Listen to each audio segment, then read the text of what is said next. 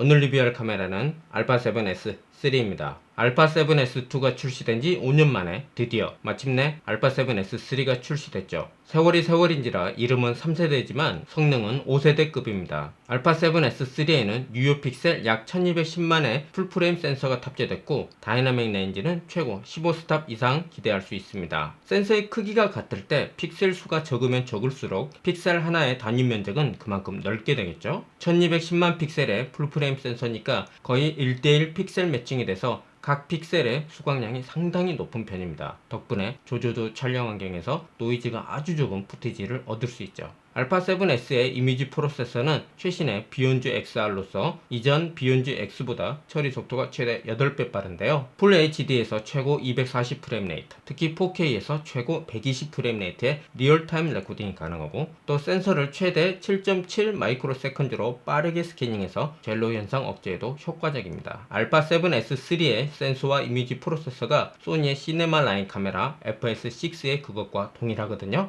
FS6의 성능이 궁금한 분들은 위쪽 영상을 참고하세요.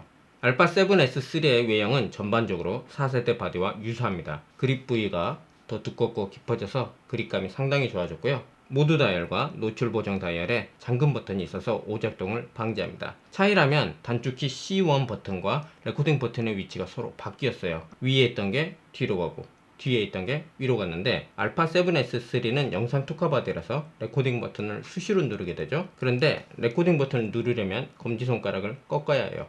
이게 영 어색합니다. 물론 셔터 버튼으로 레코딩 버튼을 대신할 수 있고 레코딩 버튼에 다른 기능을 할당할 수는 있어요. 배터리도 이전과 동일한 MP-FZ100을 사용하고 있고요. 마침내 풀사이즈 HDMI Type-A 단자가 적용됐어요. HDMI 단자가 망가질 걱정이 줄었으니 얼마나 좋습니까? 단지 크기만 커진 게 아니라 16비트 리니어 로 데이터를 출력해서 이런 닌자5와 같은 외부 레코더를 이용하면 최고 12비트 프로레즈 로 레코딩이 가능해집니다. 이제는 미러리스 카메라에서도 로우 비디오 레코딩이 가능한 시대가 됐습니다. 위에서부터 3.5mm 외부 마이크 단자, 헤드폰 단자, 데이터 입출력과 PD 충전을 지원하는 USB Type-C 단자가 있습니다. PD 충전을 지원해서 기존보다 3배 이상 빠른 충전이 가능하다고 합니다. 물론 충전하면서 촬영도 가능하고요. 바로 아래에 기존 액세서리와 호환을 위해 데이터 입출력은 가능하지만 충전 기능은 빠진 마이크로 USB 단자가 있습니다. 이전 세대와 마찬가지로 두 개의 메모리 슬롯을 지원해요. 차이라면 CPast Type-A 카드도 지원한다는 점인데요. 4K 120프레임 레이트 올라이 인트라 프레임 촬영을 하려면 반드시 CPast Type-A 카드가 있어야 합니다. 터치 스크린이 지원되는 3인치 144만 도트 스위블 LCD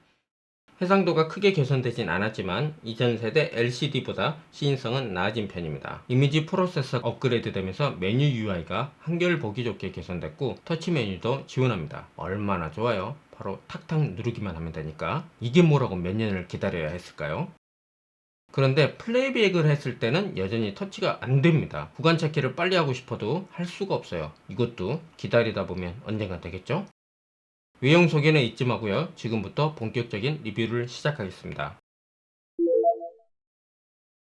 소니 코리아의 알파7 언패킹 영상을 보면서 우선 크리에이티브 룩에 눈이 가게 되더라고요. 이미지 프로세서가 업그레이드 되면서 마이 스타일이 크리에이티브 룩으로 변경됐는데요. 저는 리뷰를 위해 뉴트럴을 세팅할 때는 빼고는 마이 스타일을 거의 쓰지 않았어요. 왜냐하면 마이 스타일의 색감이 예쁘거나 특별한 분위기를 보여주지 못했으니까요. 그런데 크리에이티브 룩은 다르더라고요. 총 9가지의 크리에이티브 룩을 제공하는데 각각의 크리에이티브 룩에는 콘트라스트, 선명도 등 7가지의 매개 변수로서 세부 설정이 가능합니다. 언패킹 영상을 볼 때만 해도 필름이 참 마음에 들었는데 막상 찍어보니까 제 스타일에는 인스턴트나 소프트 하이키가 딱이더라고요. 특히 소프트 하이키가 너무 예뻐요. 소프트 하이키 기본값으로 촬영된 컬러 그레이딩을 하지 않은 원본 푸티지인데도 피부가 뽀샤시하면서 예쁘게 발색됩니다. 해상력이 뛰어난 α7S3라서 피부 보정만 했습니다.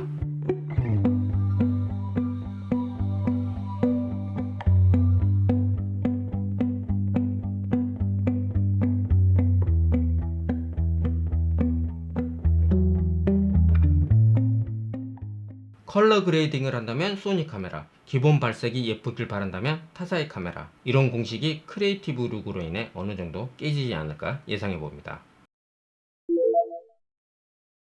알파 7S3에서 지원하는 비디오 코덱은 세 가지입니다. XAVC-S, XAVC-HS, XAVC-S 인트라프레임입니다. 각각 H.264 롱GOP, H.265 롱GOP, H.264 인트라프레임 온라인을 의미하고요. 컬러 샘플링과 비트 뎁스를 420 8비트와 420 10비트 또 422 10비트를 지원하고 여기에 비트레이트까지 구분하면 비디오 포맷이 총 38종에 이릅니다. 역시 영상 특화받이답죠. 비디오 포맷이 너무 많으니까 컬러 샘플링 422 비트 뎁스 10비트 푸티지 위주로 살펴보겠습니다. 먼저 풀 HD 24프레임 네트 422 10비트 롱GOP 푸티지입니다. 비트레이트 50Mbps에 불과하지만 2배 확대된 걸 감안하더라도 준수한 해상력을 보여줍니다. 이건 풀 HD 30프레임 네트 푸티지예요. 24프레임 네트 푸티지와 비교해 보더라도 6프레임 네트 차이가 나지만 유의미한 해상력 차이는 보이진 않습니다. 다음은 풀 HD 24프레임 네트 422 10비트 인트라 프레임이에요. 풀 HD인데도 인트라 프레임을 지원해요. 다음은 풀 HD 30프레임 네트 인트라 프레임 푸티지고요. 풀 HD 롱GOP와 인트라 프레임 푸티지를 비교해봤어요. 비트레이트 20에서 60Mbps 차이가 나지만 보다시피 움직임이 거의 없는 상황에서는 눈에 띄는 화질 차이가 느껴지진 않아요. 지금부터는 종류가 엄청 많은 4K 푸티지입니다. 먼저 4K 24프레임 네트 422 10비트 롱GOP 푸티지예요. 비트레이트 100Mbps인데도 뛰어난 선예도와 디테일 표현력을 보여줍니다.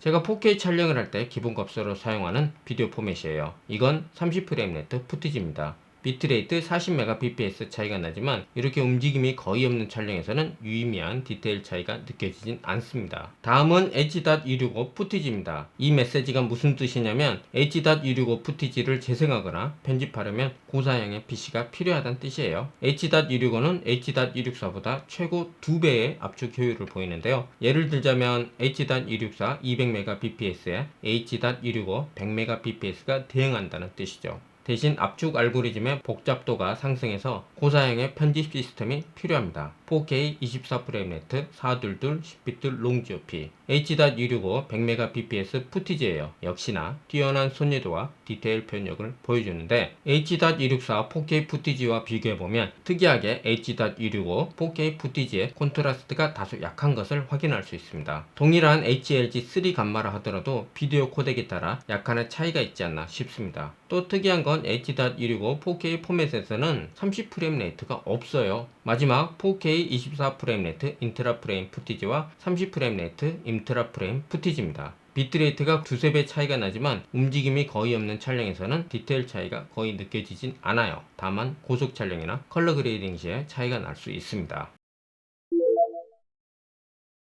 알파 7S3는 16비트 리니어 로우 데이터 외부 출력과 10비트 S로그2와 S로그3 감마 내부 레코딩을 지원하고 S로그3 감마에서 최고 15스탑 이상의 다이내믹 레인지를 기대할 수 있어요. 여기에 듀얼 베이스 ISO 640과 12800을 지원해 조명이 부족한 조조도 환경에서도 뛰어난 노이즈 억제력을 보여줍니다. 알파 7S3는 상위 시네마 라인 카메라 베니스 FX9으로부터 컬러 사이언스를 물려받았기에 이번 테스트는 S로그3 감마로 진행했습니다. 소니 기술 문서에 따르면 S로그3 촬영 시 18% 그레이카드의 표준 노출은 41 IR입니다. 모델이 들고 있는 18% 그레이카드만 크롭해보면 표준 노출이 41 IR임을 확인할 수 있어요. 섀도우와 하이라이트 복원력 테스트를 위해 원스톱씩 어둡게 찍었고 다시 원스톱씩 밝게 찍었어요. 42 IR이 푸티지입니다. 렉 709 룩업 테이블을 적용하면 조금 어두워요. 그래도 노출 보정과 컬러 그레이딩을 하면 참 예쁘게 발색됩니다. 48 IR이 푸티지고요. 렉 709 룩업 테이블을 적용하면 노출을 따로 건드릴 필요 없이 컬러 그레이딩만 하면 되겠죠. 역시나 예쁩니다. 투스톱 노출오보 52 IR이라서 렉 709 룩업 테이블을 적용하면 밝습니다. 하지만 노출 보정과 컬러 그레이딩을 하면 다른 푸티지와 다름없이 발색이 아주 예쁩니다. 61 IR이 3스톱 노출 오버된 푸티지라서 렉 709 룩업 테이블을 적용하면 상당히 밝습니다. 그래도 노출 보정과 컬러 그레이딩을 하면 하이라이트 클리핑은 어쩔 수 없지만 미드톤은 아주 깔끔하게 복원됩니다. ISO1000 무려 포스트홈 노출 오버된 푸티지예요. 렉 709 룩업 탭을 적용하면 미드톤까지 상당 부분 클리핑 됐는데도 노출 보정을 하면 복원이 됩니다. 야, 이건 진짜 놀랍습니다. 물론 하이라이트에 해당되는 커튼, 전구, 모델의 이마 부분은 복원할 수가 없어요. 데이터가 없으니까. 사실 이 정도면 하얀 벽도 클리핑 되기 마련인데 하이라이트와 미드톤 복원 능력이 상당합니다. 이번에는 노출 언더 푸티지를 보겠습니다. 원스톱 노출 언더인 상태에 렉 709 룩업 테이블을 적용하면 당연히 어두워요. 그래도 원스톱 노출 언더는 무난하게 컬러 그레이딩이 됩니다. 투스톱 언더 27 IRE 푸티지예요. 렉 709 룩업 테이블을 적용하면 진하게 어둡습니다. 노출 보정과 컬러 그레이딩을 하면 발색이 예쁘긴 한데 레드 쪽으로 컬러 시프트가 됐고 확대해보면 섀도우에 자잘한 컬러 노이즈가 보여요. 21 IRE 3스톱 노출 언더 푸티지라서 렉 709 룩업 테이블을 적용하면 아주 진하게 어두워요. 노출 보정과 컬러 그레이딩을 하면 레드 쪽으로 컬러 시프트가 됐고 섀도우에 입자가 큰 컬러 노이즈가 눈에 띄며 모델의 머리카락과 얼굴의 개조가 부분적으로 무너지기 시작합니다. 마지막 포스톱 노출 언더 17 IRE 푸티지입니다. 그냥 봐도 어두컴컴한데 렉 709 룩업 탭을 적용하니까 하이라이트를 빼곤 모조리 블랙에 달라붙습니다. 진짜 이렇게 찍어오면 레알 노답이지만 예상했던 것 이상으로 미드톤이 복원되더라고요. 사실 이 정도면 상당히 선방한 거예요. 블랙에 달라붙은 걸 일부러 밝게 쓰니 컬러 노이즈가 자글거리는 건 어쩔 수 없는데 개조가 완전히 무너지지 않았잖아요. 보다시피 블랙인데도 얼굴 추적과 리얼타임 IAF가 동작하는 거 보세요. 요즘 출시되는 카메라들 AF 성능이 무시무시하죠? The birds fly south as the light leaves your eyes. Hold on to your dream.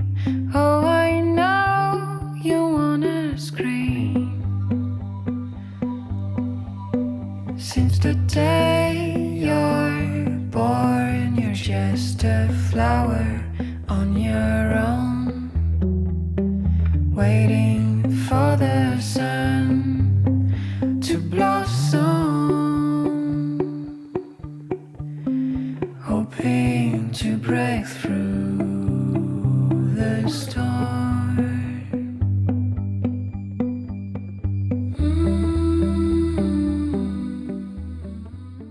이제는 로고 촬영을 한다고 해서 무조건 투스톱 노출 오버로 촬영할 필요가 없어요. 10비트 로고니까 자기 스타일대로 18% 그레이 카드의 표준 노출을 설정하면 됩니다. 예를 들어 나는 살짝 어둡게 찍고 싶다 그러면 표준 노출 41 IRE로, 적정 노출로 찍고 싶다 그러면 48에서 50 IRE로, 밝게 찍고 싶다 그러면 55 IRE로 설정하면 되겠습니다. 외부 모니터가 있다면 펄스 컬러나 웨이브 폼을 활용하면 되겠고요. 없다면 α7S3의 제브라 패턴을 이용하세요. 제브라 패턴의 표준 범위를 55 플러스 마이너스 5로 설정하면 50에서 60 IRE에 해당되는 범위의 제브라 패턴이 나타납니다. S로그 촬영 시 α7S3가 듀얼 베이스 ISO 640과 12800을 지원한다고 했었죠. ISO가 12800인데도 컬러 노이즈 없이 아주 예쁘고 깔끔하게 발색됩니다. 그럼 ISO 1000일 때는 어떨까요? 또 16000일 때는 어떨까 비교해 봤습니다. 모델을 기준으로 본다면 이게 무슨 차이가 있나 싶을 거예요. 하지만 컬러 체커로 비교해보면 컬러 노이즈 차이가 분명해지죠. 고감도 촬영을 해야 한다면 1000보다는 12800. 앞서 얘기한 것처럼 α7S3는 16비트 리니어 로 데이터를 HDMI 외부 출력을 합니다. 그래서 닌자5와 같은 외부 레코더를 이용하면 12비트 프로레즈 로 레코딩이 가능하죠. 단 주의할 게 있습니다. α7S3는 최고 4K 60프레임레이트로 외부 출력을 하지만 닌자5는 최고 4K 30프레임레이트까지 입력이 가능해요. 때문에 닌자5의 4K 60프레임레이트로 화면이 뜨더라도 레코딩이 제대로 되지 않으니까 α7S3의 로 출력을 반드시 4K 24프레임레이트라 30프레임레이트로 설정해야 합니다. 화질 비교를 위해 12비트 프로레즈 로와 함께 10비트 S로그3 인트라 프레임 내부 레코딩을 동시에 했어요. 닌자5에 조정되는 12비트 프로레즈 로의 해상도는 4264 곱하기 2408이에요. 센서를 16:9 비율로 가득 차게 1:1 스캐닝하니까 이런 해상도가 나왔고 비트레이트는 670Mbps, 내부 레코딩 비트레이트는 240Mbps입니다. 지금부터 프로레즈 로와 인트라 프레임 푸티지를 반반 보여드릴 테니 한번 비교해보세요. The birds fly south as the light leaves your eyes. Hold on to your dream. Oh, I know you wanna scream. Since the day you're born, you're just a flower on your own, waiting for the 생각보다 큰 차이가 없어 보이죠? 사실 이 정도의 컬러 그레이딩으로는 12비트와 10비트의 차이, 루와 인트라 프레임 레이트의 차이를 실감하기는 어렵습니다. 일부러 개조를 무너뜨려 봤어요. 10비트, 12비트, 10비트, 12비트. 개조가 무너질까 걱정될 정도의 하드코어한 컬러 그레이딩에서 그 차이를 실감할 수 있겠죠? 사실 로 비디오 촬영을 하는 이유가 후반 작업에서 더 많은 자유도를 얻기 위함이잖아요. 그런데 아직 로그 컨버팅과 익스포저 수치 정도 변경이 가능할 뿐 화이트 밸런스나 ISO 수치 등은 변경이 불가능해요. 프로레즈 로고가 나온 지 얼마 되지 않았으니까 좀 더 분발을 해야겠죠? 알파 7S3도 슬로우앤 킹 모션 촬영이 가능해서 풀 HD 촬영 시 최저 1프레임 레이트에서 최고 240프레임 레이트까지, 4K 촬영 시 최저 1프레임 레이트에서 최고 120프레임 레이트까지 촬영할 수 있습니다. 24프레임 레이트 촬영 시 23프레임 레이트 이하는 미속 촬영에 해당되는데 느리게 찍어서 빠르게 저장하는 거죠. 인터벌이나 타임랩스 촬영에 사용되고요. 25프레임 레이트 이상은 슬로우 모션을 위한 고속 촬영입니다. 빠르게 찍어서 느리게 저장하는 거죠. 고속 촬영 비디오 포맷도 다양하게 있는데 컬러 샘플링 422, 비트 뎁스 10비트 푸티지 위주로 살펴보겠습니다. 먼저 풀 HD 60프레임 레이트, 비트레이트 50Mbps에 불구하고 4K 시퀀스에 맞추느라 2배 확대된 걸 감안하면 피부나 머리카락 디테일을 무난하게 표현해줍니다. 풀 HD 120프레임 레이트 푸티지예요. 60프레임 레이트 푸티지보다 50Mbps 더 늘어난 100Mbps지만 디테일 표현력은 더 떨어집니다. 특히 머리카락의 섀도우가 부분적으로 더 떡져 보이죠? 240프레임 레이트 푸티지입니다. 60프레임 레이트의 4배니까 비트레이트도 4배, 200Mbps죠? 1초에 240프레임 레이트를 스캐닝해야 하고 여기에 비트레이트 200Mbps를 실시간으로 처리해야 하니까 이미지 프로세서의 가해질 부하가 상당하기에 모든 디테일을 온전하게 표현하기는 어렵겠죠? 이 부하를 줄이기 위함일까요? 실제 해상도가 1408 곱하기 804에 불과해 디테일은 더 떨어져 보일 수밖에 없습니다. 지금부턴 4K 푸티지입니다. 먼저 4K 60프레임 레이트예요. 풀 HD 푸티지와 비교 불가일 정도로 선회도와 해상력 모두 압승이죠. 4K 120프레임 레이트예요. 120프레임 레이트에선 센서를 10% 크롭하는데요. 그럼에도 불구하고 선회도와 해상력은 60프레임 레이트 푸티지에 못지않게 뛰어납니다. 이건 4K 60프레임 레이트 H.265 푸티지예요. 동일한 HLG3 감마인데 H.264 푸티지의 그것보다 대비가 낮아요. 화질은 뛰어나지만 편집 시스템의 저원을 많이 소모해서 인내가 필요합니다. 애플의 M1 칩이 H.265 렌더링에 아주 탁월하다고 하는데 기회가 된다면 테스트를 해보겠습니다. 마지막 4K 60프레임 레이트 인트라 프레임도 있어요. 온라인이죠. 무려 비트레이트가 600Mbps라서 반드시 Cbest 타입 A 카드가 필요합니다. 알파 7S3에는 다양한 초점 영역이 있어요. 그리고 초점 영역에 관계없이 모두 리얼타임 IAF가 기본 동작합니다. 저는 초점 영역 중에서 와이드를 주로 사용하는데 알파 7S3에는 7단계의 AF 전환 속도와 5단계의 AF 피사체 전환 감도가 있습니다. 두 옵션 모두 가장 높습니다. AF는 길게 보여드릴게요. 편하게 쭉 진. 오케이. 왼쪽 눈 가리고 오른쪽 눈 가리고 손 다 내리고. 오케이. 자, 이쪽 봐볼까요? 반대쪽. 오, 아주 잘 잡네. 더 들어와 볼까요, 앞으로? 오, 다시 있죠? 반대쪽. 좀 가깝구나. 오케이. 세 발자국 뒤로. 오케이. 좋아요. 이쪽으로 쭉 빠져볼까요? 빠져봐요. 완전히. 쏙 들어오고. 다시 들어오고. 다시 이쪽으로 쭉 빠져볼까요? 다시 들어오고. 오케이. 밑으로 싹 숨어 볼게요. 이제 일어나고, 오케이. 세 발자국 뒤로. 이번에 좌우로 이제 편하게 움직여봐요. 오케이. 천천히. 오케이. 또 움직여요. 오케이. 좋아요. 이쪽으로 좀 더 가볼까요? 오케이. 좋아요. 다시 들어오고 이쪽으로 다시 편하게 네 이쪽으로 들어오고 정면 보고 오케이. 다시 뒤로 쭉 가. 원위치. AF 피사체 이동 감도는 그대로 5단계지만 AF 전송 속도는 4단계입니다. 4단계일 때 보다 더 자연스럽게 AF가 전환되더라고요. 좋아요. 자, 왼쪽 눈 가리고 또 오른쪽 눈 가리고 손 다 내리고. 자, 이쪽 볼까요? 반대쪽. 좀 더 앞으로 와볼까요? 오케이. 이쪽 보고 반대쪽. 여기서 살짝 빠지는 거야. 눈동자가 잡혀야 되구나. 그리고 살짝 뒤로 잡혔구나. 그리고 이쪽으로 가볼까요? 쭉 빠질게요. 부드럽게 전환 들어오고 또 이쪽으로 쭉 빠질게요. 부드럽게 전환. 자, 다시 오고요.